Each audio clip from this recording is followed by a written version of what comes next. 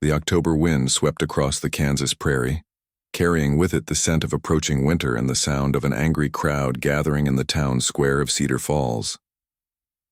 Margaret Maggie O'Brien pulled her woolen shawl tighter around her shoulders as she hurried down Main Street, drawn by the commotion that had disrupted the usual quiet of their small farming community. At 26, Maggie was known throughout Cedar Falls as the school teacher who never missed a day, never raised her voice in anger, and never turned away a child who needed help. Her red hair and green eyes marked her Irish heritage as clearly as her gentle manner marked her calling. She had come to Kansas 3 years ago, seeking a fresh start after the death of her parents, and had found purpose in educating the frontier children who might otherwise grow up without letters or numbers. But nothing in her teaching experience had prepared her for the sight that greeted her in the town square. A man was chained to the hitching post outside Miller's General Store, surrounded by perhaps 30 townspeople who watched him with a mixture of fascination and revulsion. The prisoner was large, well over 6 feet tall with broad shoulders that spoke of hard labor, but it was his condition that made Maggie gasp in horror. His clothes were little more than rags, stained with dirt and what might have been blood. His dark hair hung in matted tangles around a face that was barely visible beneath weeks of grime and an unkempt beard. Heavy iron shackles bound his wrists and ankles, connected by chains that had rubbed raw wounds into his skin. He sat hunched against the wooden post like a wounded animal, his head down, seemingly oblivious to the crowd that had gathered to gawk at him. "What in God's name is happening here?" Maggie demanded, pushing through the crowd toward Sheriff Tom Bradley, who stood nearby with his arms crossed and a grim expression. "Maggie, you shouldn't be here," Bradley said, but his tone lacked conviction. He had known her long enough to recognize that stubborn set to her jaw. "This is no place for a lady." "That man is chained like an animal," she said, her voice rising despite her usual composure. "What has he done?" "More than you want to know," came the harsh voice of Mayor Conrad Hoffman, a thin, severe man who owned the largest store in town and held considerable influence over local affairs. "This is Jeremiah Hayes. They call him the Devil of Dodge City." The name sent a murmur through the crowd. Even Maggie had heard stories of the notorious fighter from Dodge City, tales of brutal saloon brawls, and a man so violent that even hardened cowboys crossed the street to avoid him. But stories were one thing. Seeing a human being treated like this was quite another. "He killed 3 men in Dodge," Hoffman continued, warming to his subject as he noticed how the crowd hung on his words. "Beat them to death with his bare hands in a saloon fight. Been on the run ever since, leaving a trail of violence wherever he goes." "Then why isn't he in jail?" Maggie asked, though she was beginning to suspect the answer. "Because," Sheriff Bradley said reluctantly, "the jail in Dodge burned down last week. They asked us to hold him until the circuit judge arrives, but..." He gestured helplessly at their small 2-cell jailhouse. "We had a family of drifters locked up for disturbing the peace, and frankly, nobody wanted to be locked up with him." "So you chained him to a post like a mad dog?" Maggie's voice carried clearly across the square, and several people in the crowd shifted uncomfortably. "He's dangerous, Miss O'Brien," Hoffman said firmly. "Look at him. You can see the violence in his very posture. Some men are just born bad, born to be beasts. This one's past redemption." As if responding to the mayor's words, the chained man slowly lifted his head. For the first time, Maggie got a clear look at his face, and what she saw made her heart clench with unexpected pain. Yes, his features were harsh. A strong jaw, prominent cheekbones, and a nose that had clearly been broken more than once. But it was his eyes that captured her attention. They were dark brown, almost black, and they held a depth of weariness and pain that spoke of suffering far beyond physical wounds.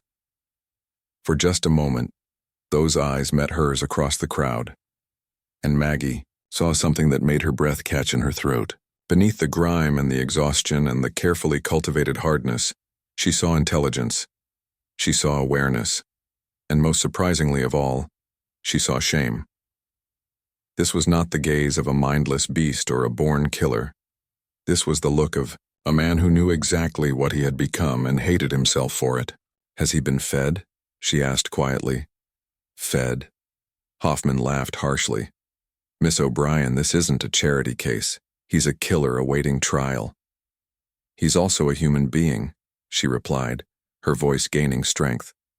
And no human being should be treated like this, regardless of what he may have done. Maggie, Sheriff Bradley said gently, I understand your Christian impulses, but this man is truly dangerous. The stories about him, they're not exaggerated. He put one man through a window, broke another's jaw so badly he'll never speak right again. The third one died. And I'm sure there were reasons, Maggie said, surprising herself with her certainty. Men don't become like this without cause. Some do, Hoffman insisted. Some are just born evil. As if to prove the mayor's point, one of the local men, Pete Yarrow, who had been drinking despite the early hour, stepped closer to the chained prisoner and poked him with a stick. Look at him, Yarrow slurred. Just sitting there like a dumb animal. Hey, killer. They say you can tear a man apart with your bare hands. Don't look so tough now, do you? The prisoner didn't react, didn't even look up, but Maggie saw his shoulders tense slightly. She also noticed that his chained hands had clenched into fists. That's enough, she said sharply, stepping forward. But Yarrow was emboldened by the crowd's attention and his own liquid courage. Maybe we should test those stories, he said, raising the stick. See if the famous Devil of Dodge City is really as tough as they say. Pete? No, Sheriff Bradley called out, but he was too far away to intervene as Yarrow brought the stick down hard across the prisoner's shoulders.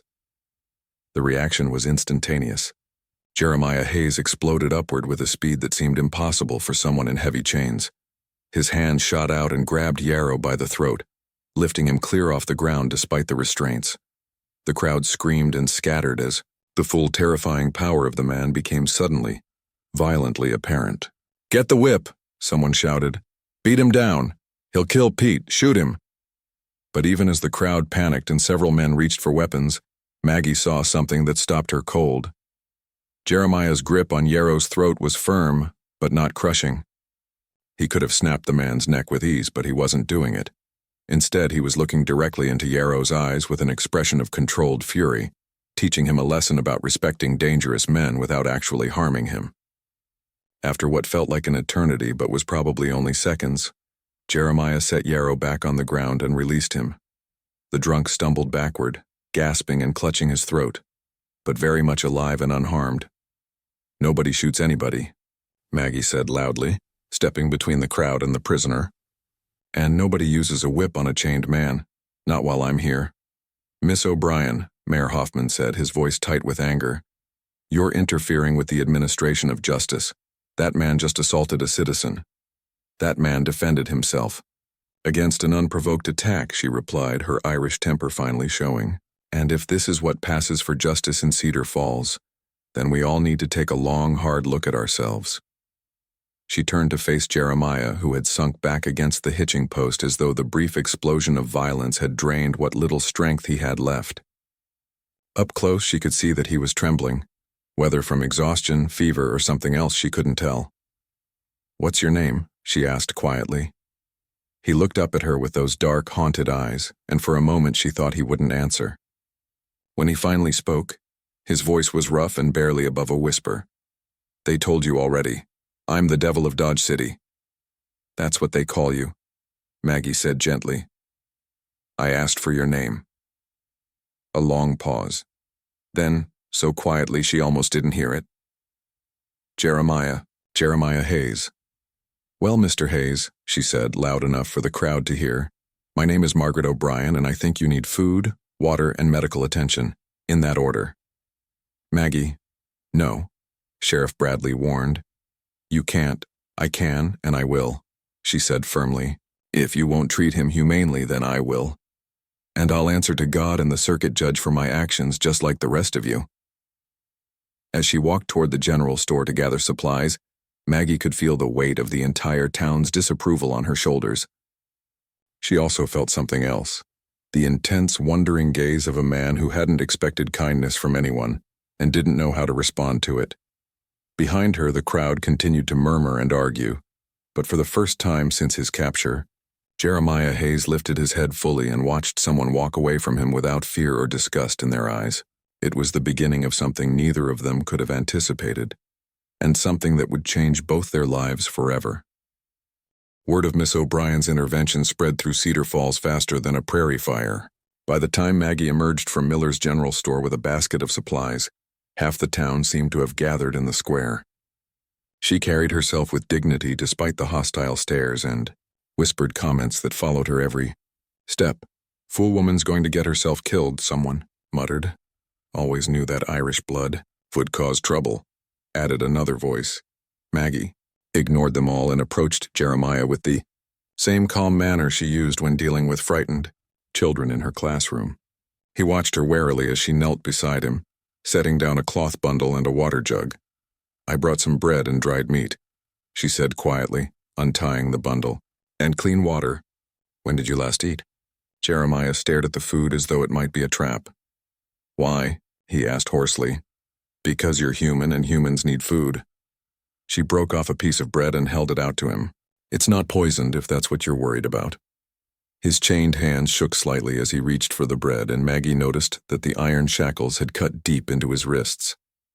The wounds were infected, red and swollen, and she could see fever in the flush of his cheeks despite the grime. "Miss O'Brien." Mayor Hoffman's voice cut through her concentration like a blade. "I must insist that you step away from the prisoner. And I must insist that you find a more humane way to house him," she replied without looking up. She was gently cleaning one of the wounds on Jeremiah's wrist with a damp cloth, noting how he flinched but didn't pull away. "These chains are causing infection. He could die from blood poisoning." "That would solve everyone's problems," Hoffman said coldly. The callousness of the statement made Maggie's hands still on her work. She looked up at the mayor with fire in her green eyes. "Mr. Hoffman, if that's truly how you feel, then you are no better than any killer who ever walked this earth." A collective gasp rose from the crowd. No one spoke to Mayor Hoffman that way. He controlled too much of the town's economic future. But Maggie was beyond caring about social niceties. "This man may have done terrible things," she continued, her voice carrying clearly across the square. "But he is still a human being created in God's image, and I will not stand by and watch him be tortured by people who claim to represent law and order." "He killed 3 men," someone shouted from the crowd. "Did he?" Maggie challenged, still kneeling beside Jeremiah but facing the crowd. "Were you there? Did you see it happen? Or are you simply repeating stories you've heard?" "The sheriff in Dodge City sent word," Hoffman began. "The sheriff in Dodge City wants him back for trial," Maggie interrupted. "That means he hasn't been convicted of anything yet. In this country, men are supposed to be innocent until proven guilty." Sheriff Bradley stepped forward, his face troubled. "Maggie, I understand your point, but the man's reputation is just that, a reputation. Stories that may or may not be true." She turned back to Jeremiah, who had been watching this exchange with growing amazement. "What really happened in Dodge City, Mr. Hayes?" For a long moment he didn't answer. When he finally spoke, his voice was so quiet that only Maggie and the people closest to them could hear. 3 men cornered a girl behind the saloon. She couldn't have been more than 15. They were going to... He stopped, unable to finish the sentence. "And you intervened," Maggie said gently. Jeremiah nodded slowly. "Told them to let her go." They laughed. "Said they'd paid her fair and square, though anyone could see she wasn't there willing." His hands clenched into fists despite the pain it caused. "So I made them let her go. By killing them?" Hoffman demanded. "By fighting them," Jeremiah replied, his voice growing stronger. "They came at me with knives and bottles. I defended myself. If they died, it's because they chose to fight rather than walk away." "A likely story," Hoffman scoffed, but Maggie noticed that some of the crowd was listening with new attention. The detail about the girl, the way Jeremiah couldn't meet anyone's eyes when he spoke about what the men intended. It had the ring of truth. "What happened to the girl?" she asked. "Ran off soon as she was free. Smart girl. Knew there'd be questions, and nobody listens to girls like her anyway." Maggie felt something twist in her chest at the resigned way he said it, as though he expected no one to believe him or care about his reasons. She looked around at the faces in the crowd and saw the same assumption reflected there, that men like Jeremiah Hayes were simply violent by nature, and any story he told was just an excuse. But she had seen his eyes when he spoke about the girl. She had seen the shame and the pain that he carried like a physical weight. This was not a man who enjoyed violence. This was a man who had been shaped by it, forced into it, and now couldn't escape its consequences. "I believe you," she said simply. And the words fell into the square like stones into still water. Jeremiah's head snapped up, his dark eyes searching her face for signs of deception or mockery. Finding neither, he stared at her with an expression of such profound surprise that it broke her heart. "Miss O'Brien," Sheriff Bradley said carefully, "even if his story is true, he's still dangerous. Look at what he did to Pete not an hour ago. He defended himself against an unprovoked attack and showed remarkable restraint." Maggie replied firmly. "He could have seriously injured Mr. Yarrow, but he didn't. That tells me more about his character than all the stories from Dodge City." She stood and faced the crowd, her small frame somehow commanding attention despite her lack of physical presence. "I have a proposal. Mr. Hayes is clearly ill and injured. These chains are causing infection that could kill him before the circuit judge arrives. I volunteer to take responsibility for him, to tend his wounds, see that he's fed, and ensure he doesn't escape." The silence that greeted this announcement was deafening. Even Jeremiah looked at her as though she had lost her mind. "Absolutely not," Hoffman said flatly. "The liability alone will be mine," Maggie interrupted. "I'll sign whatever papers you require. If he escapes or commits any crime while in my care, I'll accept full responsibility." "Maggie," Sheriff Bradley said gently, "you don't understand what you're offering. This man, even if he's not as bad as the stories say, he's still been living rough, fighting for survival. He's not some stray dog you can tame with kindness." For the first time since this conversation began, Jeremiah spoke up. "She's right," he said, his voice rough but clear. "I'm not safe to be around. I've got a temper. When it gets away from me, people get hurt. You seem like a decent woman, Miss O'Brien, but you don't know what you're asking for." Maggie looked down at him, this large, dangerous man who was warning her away from her own kindness, and saw something that made her decision final. "Mr. Hayes," she said quietly, "I'm a school teacher. I've dealt with children who were angry, hurt, and convinced they were beyond help. I've learned that sometimes the most damaged people simply need someone to believe they're worth saving." She turned back to the crowd. "I'm taking him with me. Sheriff Bradley, you can station a deputy at my house if it makes you feel better, but I will not leave a sick man chained to a post like an animal." The argument that followed was heated and loud, with Hoffman threatening everything from having her fired to charging her as an accessory to whatever crimes Jeremiah might commit. But Maggie had the support of several surprising allies. Dr. Peterson, who was concerned about the infected wounds, Mrs. Henderson from the church, who quoted scripture about caring for the least among them, and even some of the men who had watched Jeremiah's restrained response to Pete Yarrow's attack. In the end, it was Sheriff Bradley who settled the matter. "All right," he said wearily, "but I'm posting a guard, and at the first sign of trouble he goes back in chains." "Understood?" "Understood," Maggie agreed. As she knelt to unlock Jeremiah's shackles with the key Bradley reluctantly provided, she could feel the weight of the entire town's attention on her. Some faces showed concern for her safety, others showed disapproval of her decision, but most showed simple curiosity about what would happen next. "Why?" Jeremiah asked again as the chains fell away from his wrists, leaving angry red marks in their wake. Maggie helped him to his feet, noting how he swayed slightly from weakness and fever. "Because everyone deserves a chance to prove they're more than their worst moment," she said simply. As they walked slowly toward her small house at the edge of town, Maggie could hear the crowd behind them buzzing with conversation about the school teacher who had taken a killer into her home. She ignored them all, focused on the man beside her who was taking each step with obvious effort but had somehow found the strength to match her pace. What she had started in the town square was more than an act of Christian charity. It was a declaration of faith in the possibility of redemption, and as they reached her front porch, she couldn't help but wonder if that faith would prove to be wisdom or the most dangerous folly of her life. Either way, there was no turning back now. Maggie's house was small but comfortable. 2 bedrooms, a main room that served as both kitchen and parlor, and a back porch that looked out over the prairie. It had been built by the previous schoolteacher, a man who had fled Kansas after a harsh winter broke his spirit. Maggie had made it into a home with simple touches, curtains at the windows, books on every available surface. and a piano that had cost her 3 months' salary but filled the evenings with music. Now, as she helped Jeremiah through the front door, she saw her sanctuary through his eyes, clean, warm, and utterly foreign to a man who had been living rough for months. "Sit here," she instructed, guiding him to a sturdy wooden chair near the kitchen table. "I need to heat some water to clean those wounds properly." Jeremiah lowered himself into the chair with a grunt of pain, his large frame making the furniture look fragile. He sat perfectly still, hands on his knees, as though afraid to touch anything in this clean, ordered space. "When did you last sleep in a real bed?" Maggie asked as she pumped water into a large pot and set it on the stove.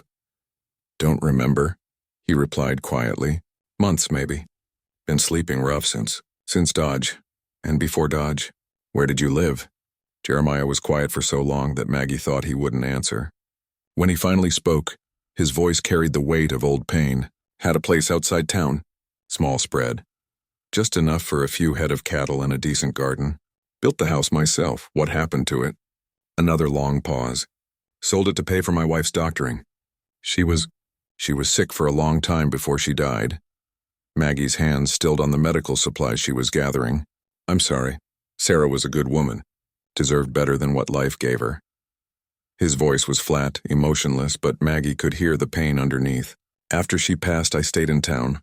Took whatever work I could find. Drinking too much, fighting too much, but not like what they say I became." "What changed?" Jeremiah looked up at her with those dark, haunted eyes. "You really want to know? Or are you just making conversation while you work up the courage to throw me out? I really want to know." He studied her face for a moment as though testing her sincerity. Finally, he continued. "There was a man in Dodge, wealthy rancher named Morrison. He had interests in town, including the saloon where I was spending most of my money. His son he was like those 3 men that night. Thought money gave him the right to take whatever he wanted." Maggie brought the basin of warm water over to the table and began laying out clean cloths and antiseptic. "Go on." "Morrison's boy and his friends, they had a game. They'd find girls, young ones usually desperate for work or money, and they'd use them up. Then they'd cast them aside when they got bored or the girls got troublesome." Jeremiah's hands clenched into fists as he spoke, and Maggie noticed the scars across his knuckles. Old fights, old violence that had shaped him long before Dodge City. "I tried to mind my own business. Sarah always said I had too much of a temper, that it would get me in trouble someday. But these girls, some of them weren't much older than children. So you intervened. First time I just warned them off, told Morrison's son to find entertainment that didn't involve hurting people who couldn't fight back." Jeremiah's laugh was bitter. "That went about as well as you'd expect." Maggie began gently cleaning the wounds on his wrists, noting how he flinched but didn't pull away. The infected flesh was hot to the touch, and she could see that several of the cuts would need stitching. "They came after me," he continued. "Morrison had me beaten by his hired men, told me to stay out of his family's business. For a while I did.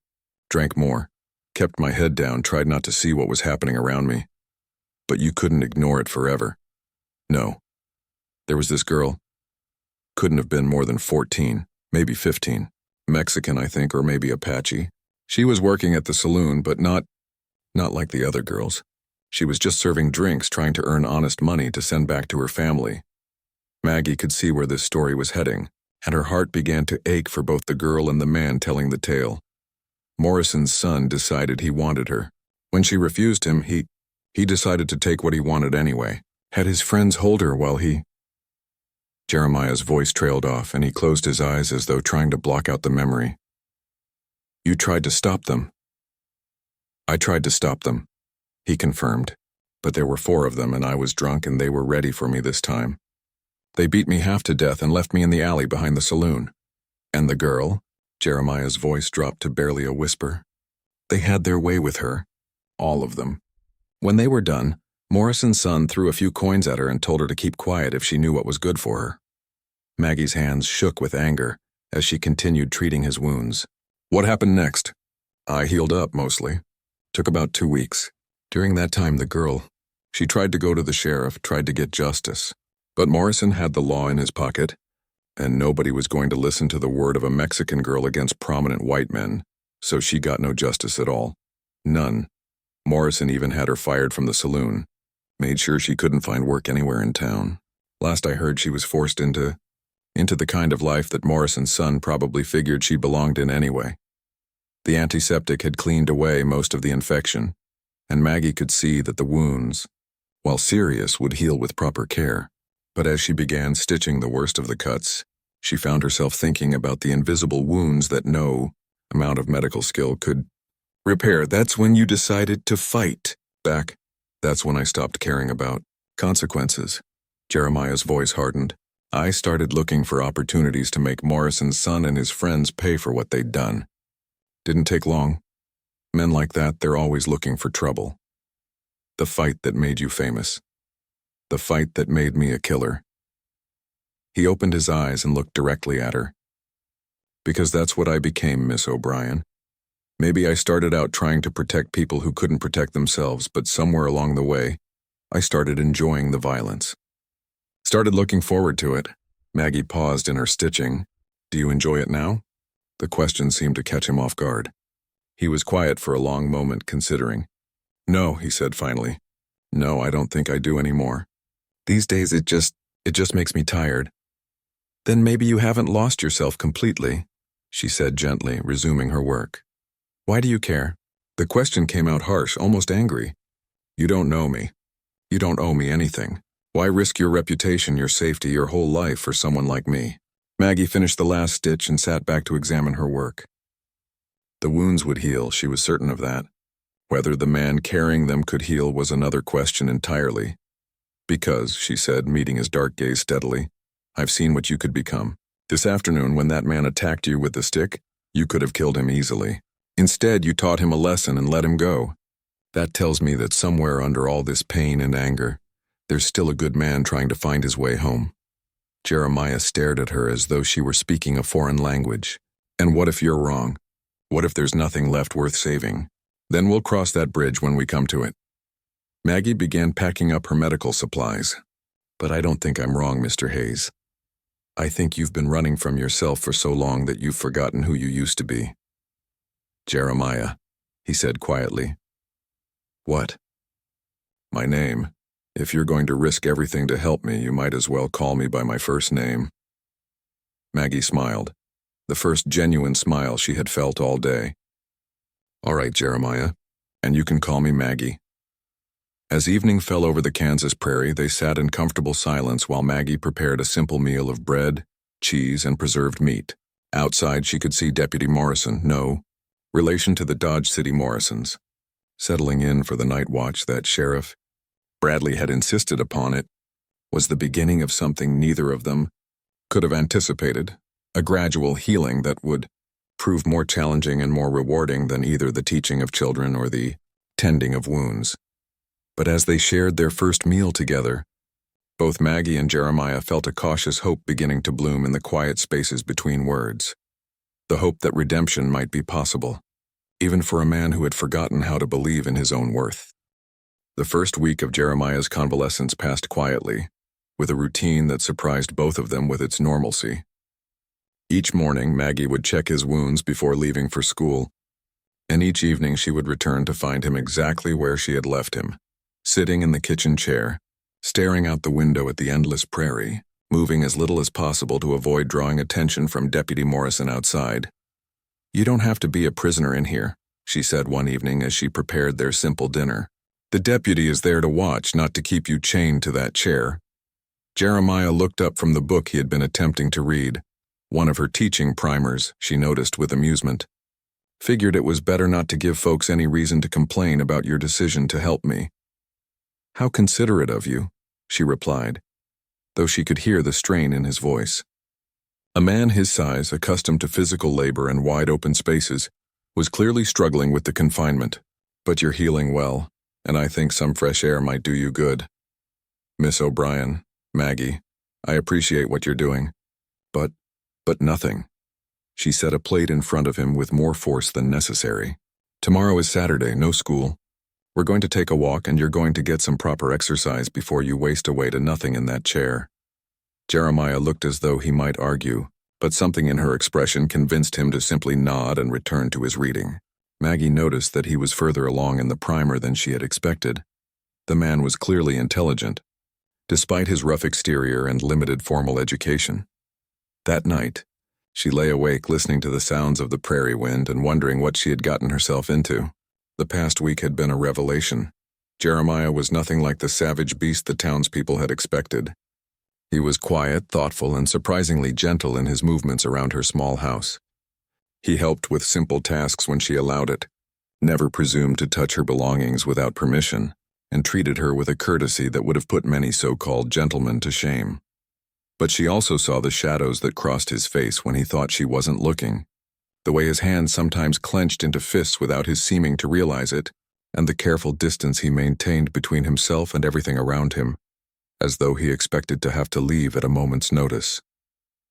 The next morning dawned clear and warm, with the kind of golden autumn light that made Kansas beautiful despite its reputation for harshness. After breakfast, Maggie declared her intention to show Jeremiah the creek that ran behind her house, and they set out together with Deputy Morrison trailing at a discreet distance. "Tell me about your teaching," Jeremiah said, as they walked slowly through the tall grass. "How did you end up in Cedar Falls?" "I needed a job and they needed a teacher," Maggie replied simply. "My parents died of cholera back in Missouri, and I had to make my own way in the world. Teaching seemed like honest work that might do some good." "And does it?" "Do good, I mean." Maggie considered the question as they approached the creek where cottonwood trees provided welcome shade, and the sound of running water offered respite from the constant prairie wind. "Some days, I have children who come to school hungry, children whose parents don't see the value in education, children who've already decided they're too stupid or too poor to learn anything worthwhile." "Sounds familiar," Jeremiah said quietly. She glanced at him, noting the way his shoulders had relaxed slightly in the natural setting. "Were you one of those children?" "My pa died when I was 8. Ma tried her best, but there wasn't money for schooling when there were crops to tend and mouths to feed." He paused by the water's edge, watching the current flow over smooth stones. "I can read some, write my name, do figures well enough to know when I'm being cheated. But books like the ones in your house? That kind of learning was never for people like me." "It could be now," Maggie said gently. "If you wanted it to be." Jeremiah turned to look at her with an expression she couldn't quite read. "You really believe that? That a man can change what he is, become something different?" "I believe that a man can become more than what circumstances forced him to be," she replied carefully. "But he has to want to change. No one can do that work for him." They sat on a fallen log beside the creek, close enough to talk quietly without Deputy Morrison overhearing their conversation. For several minutes neither spoke, simply enjoying the peace of the setting and the warmth of the afternoon sun. "I used to bring Sarah here," Jeremiah said eventually. "Different creek, but same kind of place. She loved to sit by water and listen to it run. Said it reminded her that everything in life keeps moving even when it seems like nothing will ever change. She sounds like a wise woman." She was. Probably too wise for her own good. She married me after all. His smile was sad but genuine. "Sarah always said I had good in me, that I just needed to learn how to let it show. I wonder what she'd think of what I became after she died. I think she'd be proud that you tried to protect those girls, even if the cost was higher than you expected to pay." Jeremiah was quiet for a long moment. "The night before she died, Sarah made me promise her something. She was barely conscious, burning up with fever. But she grabbed my hand and made me swear I wouldn't let grief turn me into someone she couldn't recognize." "And did you keep that promise?" "No." The word was flat, final. I broke it completely. By the time I realized what I'd become, it was too late to find my way back to the man she married. Maggie felt her heart ache for him, for the pain of loss, for the weight of guilt he carried, for the years of believing himself beyond redemption. "Jeremiah," she said softly, "do you think Sarah would want you to spend the rest of your life punishing yourself for failing her once?" "I don't know," he admitted. "I've been angry for so long I'm not sure I remember how to be anything else." "Then maybe it's time to learn," she suggested. "Not for me, not for the people of Cedar Falls, but for Sarah, and for the man you used to be before the world convinced you that violence was the only language anyone would understand." Before Jeremiah could respond, they were interrupted by the sound of approaching horses. Deputy Morrison immediately tensed and moved closer to them, his hand resting on his gun. 3 riders were approaching at a leisurely pace, Not the urgent gallop of men bringing bad news, but the confident approach of people who expected to be welcomed. As they drew closer, Maggie's heart sank. She recognized the lead rider, Mayor Hoffman, accompanied by two men she didn't know but who had the look of professional troublemakers. The kind of men who were hired when legal means weren't sufficient to solve a problem. "Miss O'Brien," Hoffman called out as he dismounted. "How fortuitous to find you here with our guest." "Mayor Hoffman," she replied carefully, standing and moving slightly closer to Jeremiah. "What brings you out here this afternoon?" "Important news, I'm afraid." Hoffman's smile was cold and satisfied. "I've just received word from the territorial marshal. It seems there's been a development in Mr. Hayes's case." Jeremiah had risen as well, his body tensing in the way Maggie had learned meant he was preparing for trouble. "What kind of development?" One of Hoffman's companions, a thin, sharp-faced man with predatory eyes, stepped forward. "The kind that means your little vacation is over, killer. Name's Briggs. I'm a bounty hunter, and I've got a warrant for your arrest." "He's already under arrest," Deputy Morrison pointed out nervously, waiting for the circuit judge. "Not anymore," Briggs replied, producing a folded document from his coat. "This supersedes your local arrangements. Federal warrant for the murder of James Morrison III in Dodge City. There's also the small matter of a substantial reward for bringing him in alive." Maggie felt the blood drain from her face. Morrison. The same family name as the rancher Jeremiah had described, the one whose son had brutalized that young girl. "This wasn't coincidence, that's impossible," she said firmly. "Mr. Hayes has been here in custody for over a week. He couldn't have murdered anyone in Dodge City." Briggs's smile was unpleasant. "The murder happened 3 months ago, lady. We've just been tracking him down ever since." "James Morrison III," Jeremiah repeated slowly, and Maggie could hear something dangerous creeping into his voice. "Funny how you didn't mention that name when you listed my supposed crimes before. Does it matter?" Hoffman asked impatiently. "Murder is murder." "It matters," Jeremiah said, his voice growing colder, "because James Morrison III was the son of a bitch who raped that Mexican girl I told you about. And if he's dead, it's because someone finally gave him the justice he deserved." The admission hung in the air like a challenge. Briggs and his companion immediately tensed, hands moving toward their weapons, while Mayor Hoffman stepped back with satisfaction written across his face. "Did you hear that, Deputy Morrison?" Hoffman said loudly. "A full confession to murder. I think that settles the matter of where Mr. Hayes belongs." But Maggie was looking at Jeremiah's face, and what she saw there wasn't the expression of a man confessing to cold-blooded murder. It was the look of someone who had just realized he was being set up. "You didn't kill him," she said with sudden certainty.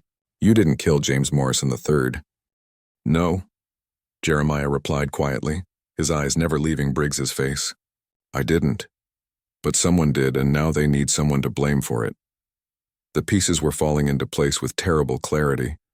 A wealthy rancher's son murdered under mysterious circumstances, a convenient scapegoat with a reputation for violence and a known grudge against the victim, bounty hunters who were being paid not just to capture a fugitive, but to ensure that the real killer never had to worry about justice. "It doesn't matter what I believe," Deputy Morrison said unhappily. "Federal warrant trumps local custody. I have to turn him over."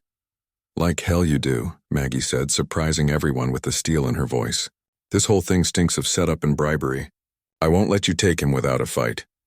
"Miss O'Brien," Hoffman said with mock concern, "surely you don't mean to obstruct federal law enforcement. That would be a very serious crime." But Maggie was no longer listening to the mayor. She was watching Jeremiah's face and seeing the exact moment when he made his decision. The moment when he chose to run rather than let her be dragged down with him. "I'm sorry, Maggie," he said quietly. Then, before anyone could react, he dove sideways toward the creek, using the cover of the cottonwood trees to break the line of sight with the bounty hunters. "Stop him," Briggs shouted, drawing his gun. But Jeremiah was already disappearing into the tall grass beyond the creek, moving with the speed and stealth of a man who had spent months running for his life.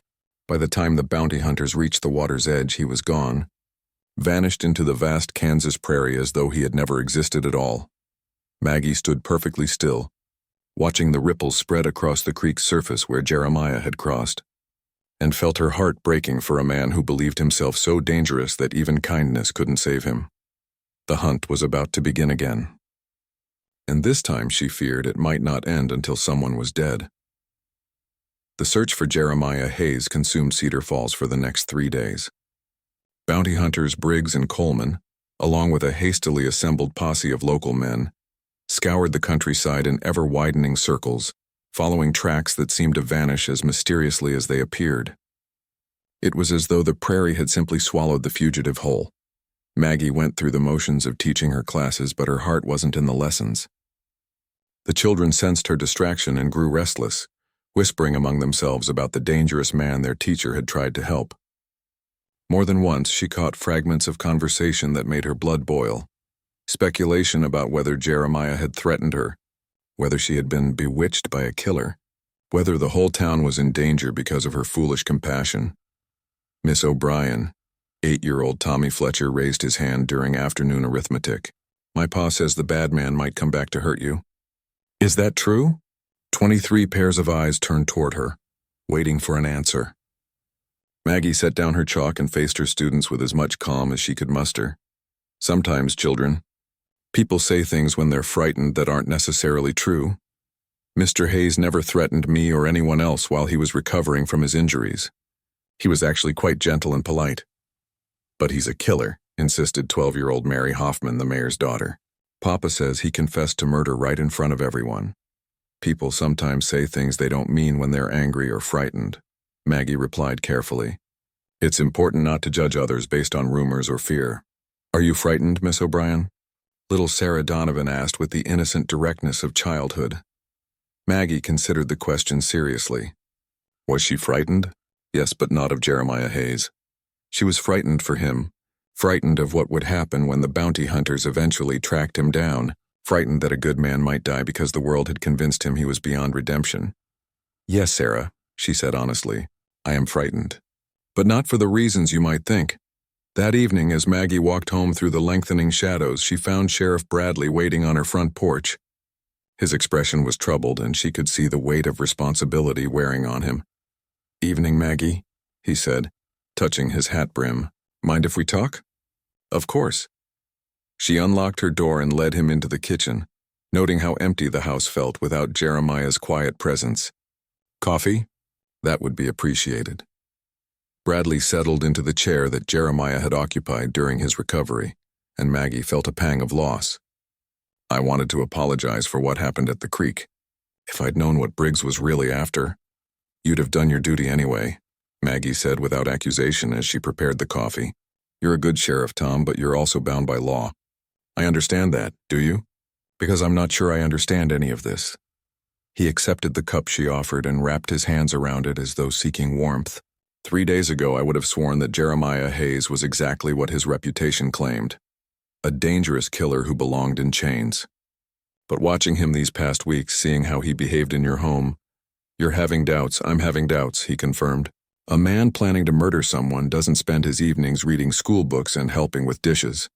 He doesn't warn a woman away from her own kindness because he's worried about her safety." Maggie sat across from him, cradling her own coffee cup. "Have you looked into this James Morrison situation?" "The federal warrant?" Bradley's expression grew darker. "That's part of why I'm here. I sent some telegrams, made some inquiries. The story doesn't add up, Maggie. James Morrison III was found shot to death in an alley behind a brothel in Dodge City. That much is true. But the timing— Hayes had already been on the run for weeks when it happened, and there are witnesses who saw him 200 miles away on the night of the murder. Then why is there a warrant for his arrest? Because Morrison Sr. has money and political connections and he wants someone to pay for his son's death. Hayes has a convenient reputation and a known grudge against the family. He makes a perfect scapegoat. Maggie felt a mixture of relief and anger, relief that her instincts about Jeremiah had been correct, and anger at the injustice being perpetrated against him. Can you prove his innocence? Maybe, with time and a lot of luck. But first I have to find him before Briggs and Coleman do. Bradley leaned forward, his expression urgent. Maggie, those men aren't interested in bringing Hayes back alive. Morrison is paying them extra to make sure this problem disappears permanently. You think they mean to murder him? I think they mean to claim he resisted arrest and they had no choice but to shoot him. It happens more often than you'd think with bounty hunters who care more about convenience than justice. The thought made Maggie's stomach turn. Somewhere out there in the vast Kansas prairie, Jeremiah was running for his life, believing himself guilty of crimes he hadn't committed and convinced that no one would ever believe his innocence. "What can I do?" she asked. "Nothing," Bradley said firmly. "I know what you're thinking, but you've done enough. More than enough. If you try to help him again, Hoffman will have you arrested as an accessory. And frankly, I might not be able to stop him." But even as Bradley spoke, Maggie was thinking about the geography of the area, about the places a man might hide, about the fact that Jeremiah didn't know he had allies working to prove his innocence. Someone needed to find him before the bounty hunters did, not to capture him, but to tell him the truth about what was really happening.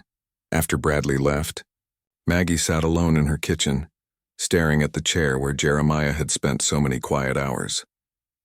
The house felt hollow without his presence, and she realized with something approaching shock that she had grown accustomed to having him there.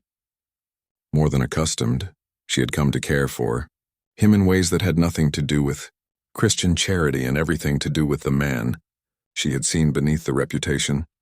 A soft knock at her back door interrupted her brooding. She opened it to find young Billy Thompson, one of her former students who now worked as a stable hand at the livery.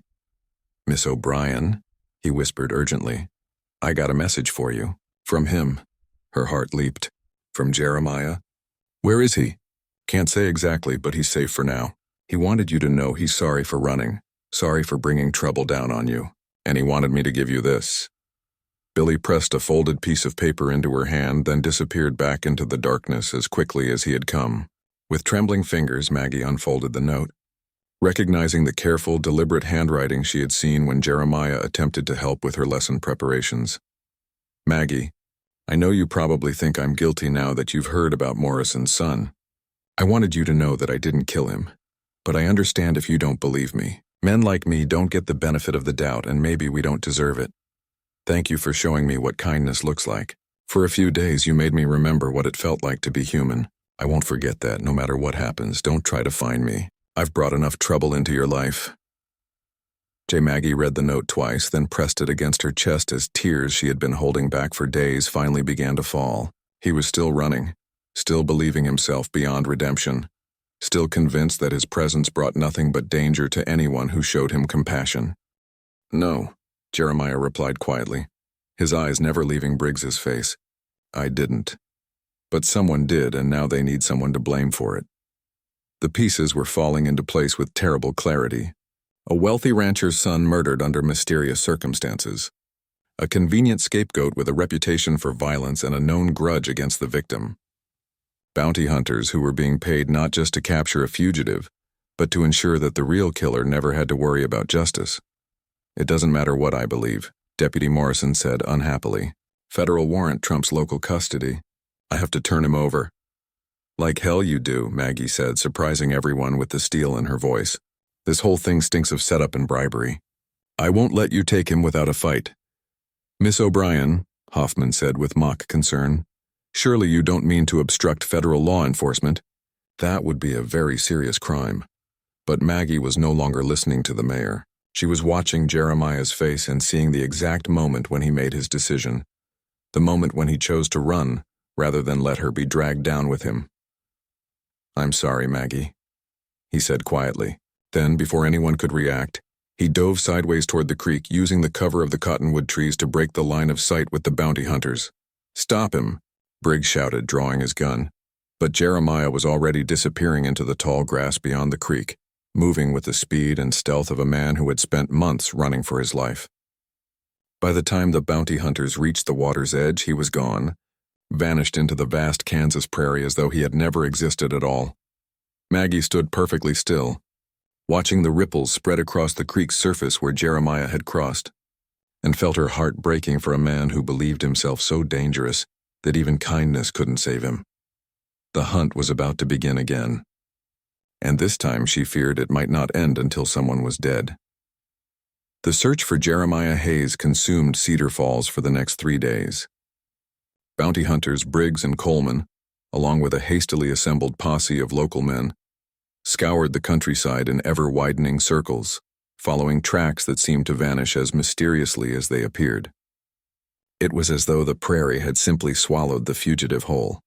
Maggie went through the motions of teaching her classes, but her heart wasn't in the lessons.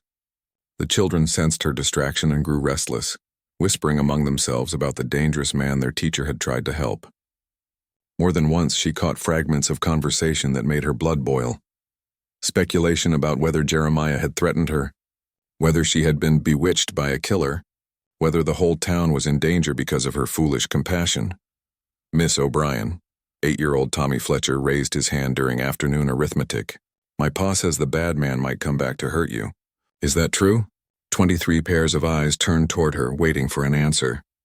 Maggie set down her chalk and faced her students with as much calm as she could muster. Sometimes, children, people say things when they're frightened that aren't necessarily true. Mr. Hayes never threatened me or anyone else while he was recovering from his injuries. He was actually quite gentle and polite. But he's a killer, insisted 12-year-old Mary Hoffman, the mayor's daughter. Papa says he confessed to murder right in front of everyone. People sometimes say things they don't mean when they're angry or frightened, Maggie replied carefully. It's important not to judge others based on rumors or fear. Are you frightened, Miss O'Brien? Little Sarah Donovan asked with the innocent directness of childhood. Maggie considered the question seriously. Was she frightened? Yes, but not of Jeremiah Hayes. She was frightened for him. Frightened of what would happen when the bounty hunters eventually tracked him down. Frightened that a good man might die because the world had convinced him he was beyond redemption. Yes, Sarah, she said honestly, I am frightened. But not for the reasons you might think.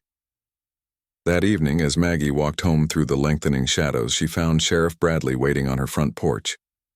His expression was troubled, and she could see the weight of responsibility wearing on him. Evening, Maggie, he said, touching his hat brim. Mind if we talk? Of course. She unlocked her door and led him into the kitchen, noting how empty the house felt without Jeremiah's quiet presence. Coffee? That would be appreciated. Bradley settled into the chair that Jeremiah had occupied during his recovery, and Maggie felt a pang of loss. I wanted to apologize for what happened at the creek.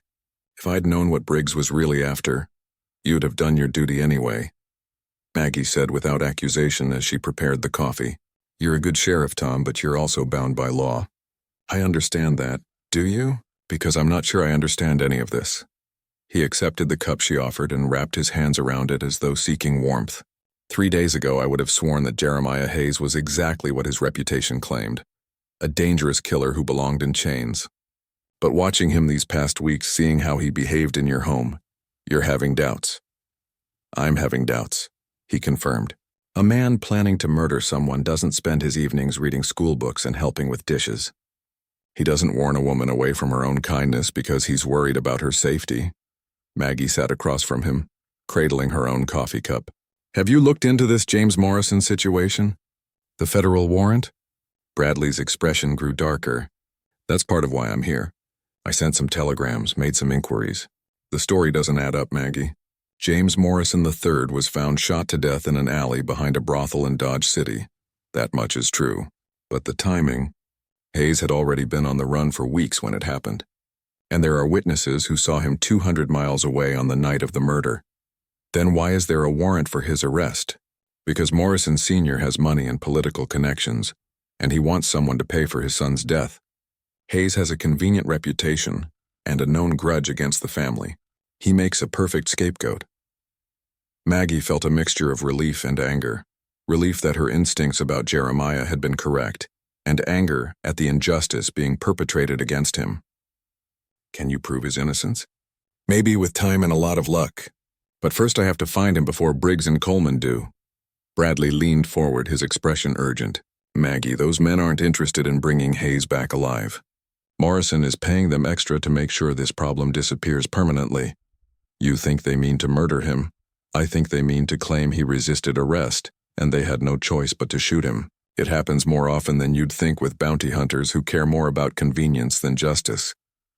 The thought made Maggie's stomach turn. Somewhere out there in the vast Kansas prairie, Jeremiah was running for his life, believing himself guilty of crimes he hadn't committed, and convinced that no one would ever believe his innocence.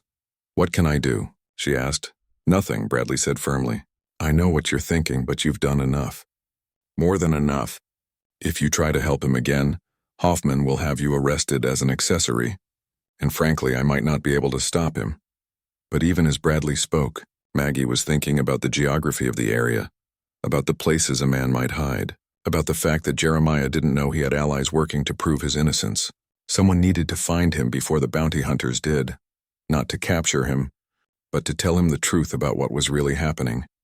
After Bradley left, Maggie sat alone in her kitchen, staring at the chair where Jeremiah had spent so many quiet hours. The house felt hollow without his presence, and she realized with something approaching shock that she had grown accustomed to having him there. More than accustomed, she had come to care for him in ways that had nothing to do with Christian charity and everything to do with the man. She had seen beneath the reputation. A soft knock at her back door interrupted her brooding. She opened it to find young Billy Thompson, one of her former students who now worked as a stable hand at the livery. "Miss O'Brien," he whispered urgently, "I got a message for you." From him, her heart leaped. "From Jeremiah? Where is he?" "Can't say exactly, but he's safe for now. He wanted you to know he's sorry for running, sorry for bringing trouble down on you, and he wanted me to give you this." Billy pressed a folded piece of paper into her hand, then disappeared back into the darkness as quickly as he had come. With trembling fingers, Maggie unfolded the note, recognizing the careful, deliberate handwriting she had seen when Jeremiah attempted to help with her lesson preparations. "Maggie, I know you probably think I'm guilty now that you've heard about Morrison's son. I wanted you to know that I didn't kill him, but I understand if you don't believe me. Men like me don't get the benefit of the doubt, and maybe we don't deserve it. Thank you for showing me what kindness looks like. For a few days you made me remember what it felt like to be human. I won't forget that. No matter what happens, don't try to find me. I've brought enough trouble into your life." Maggie read the note twice, then pressed it against her chest as tears she had been holding back for days finally began to fall. He was still running, still believing himself beyond redemption, still convinced that his presence brought nothing but danger to anyone who showed him compassion. But now she knew the truth. He was innocent of murder, guilty only of trying to protect the defenseless and of surviving in a world that had taught him violence was the only language that mattered. And somewhere out there, professional killers were hunting him with orders to make sure he never lived to prove his innocence. As she sat in her empty kitchen, surrounded by the silence of a house that had briefly become a home for two lost souls, Maggie O'Brien made a decision that would have shocked anyone who knew her quiet, respectable reputation. She was going to find Jeremiah Hayes before the bounty hunters did. And when she found him, she was going to bring him home where he belonged, not as a prisoner or a project, but as a man who had finally found someone willing to fight for his right to live free from the shadows of his past. It was time for the school teacher to become something more than she had ever imagined possible. It was time for her to become a woman in love. Maggie spent the next day quietly making preparations, using her position as the town's school teacher to gather information and supplies without arousing suspicion. She told Mrs. Henderson at the general store that she was planning a nature study expedition with her older students and needed camping supplies. She borrowed a reliable horse from Dr. Peterson, claiming she wanted to visit the Miller family whose youngest had been sick. Most importantly, she spent her afternoon break questioning the children about places they had seen during their family's travels. Hidden valleys, old line shacks, caves where a person might shelter from both weather and pursuit. By evening, she had pieced together a mental map of the most likely hiding places within a day's ride of Cedar Falls. If she were a man on the run, familiar with the country but needing to stay close enough to town to gather news and supplies, where would she go? The answer came from an unexpected source. 10-year-old Peter Kowalski, whose father worked as a surveyor for the railroad. "Miss O'Brien," Peter said as he was leaving school, "why are all those men looking for the bad man in the wrong places?" "What do you mean, Peter?" "Well, they keep searching south and west toward the territories. But if I was hiding, I'd go north to the old Jameson place. Papa showed it to me when we were surveying for the railroad. It's got water, shelter, and you can see anyone coming from miles away." Maggie's heart began to race. The Jameson place. She remembered hearing about it from some of the older residents. A homestead that had been abandoned after the family died of fever 5 years ago. Remote enough to provide safety, but close enough to town for a desperate man to keep watch on the people hunting him. That night, Maggie lay awake until she was certain the entire town was asleep, then dressed in her most practical clothes and slipped out the back door. The borrowed horse was waiting where she had left him, saddled and ready for the journey ahead. The ride to the Jameson place took 3 hours through country she had never seen by moonlight. The Kansas prairie stretched endlessly in all directions, broken only by the occasional stand of cottonwoods or the dark line of a creek. It was beautiful and lonely and vast enough to swallow a person without a trace, which was exactly what made it perfect for a man trying to disappear. As dawn broke over the eastern horizon, Maggie crested a low hill and saw the abandoned homestead spread out below her. The main house was little more than a ruin, its roof partially collapsed and its walls weathered to gray. But the barn still stood, and thin wisps of smoke were rising from what might have been a carefully concealed campfire. She dismounted and approached on foot, leading her horse and calling out softly so as not to startle anyone who might be watching from concealment. "Jeremiah, it's Maggie. I'm alone." For several minutes there was no response. Then a figure emerged from the shadows of the barn, tall, powerful, and unmistakably familiar despite the wariness in his posture. "Maggie?" His voice carried disbelief and concern in equal measure. "What in God's name are you doing here? Do you have any idea how dangerous this is?" "Probably not as dangerous as you think," she replied, stopping a few feet away from him. Up close, she could see that the past few days had been hard on him. His clothes were dirty and torn, his face was gaunt from irregular meals, and his dark eyes held the constant alertness of a hunted animal. "The bounty hunters could have followed you. If they find me here with you..." He ran his hands through his hair in frustration. "Maggie, you need to leave now before someone sees you and connects you to wherever I am. No one followed me, and no one knows where I've gone."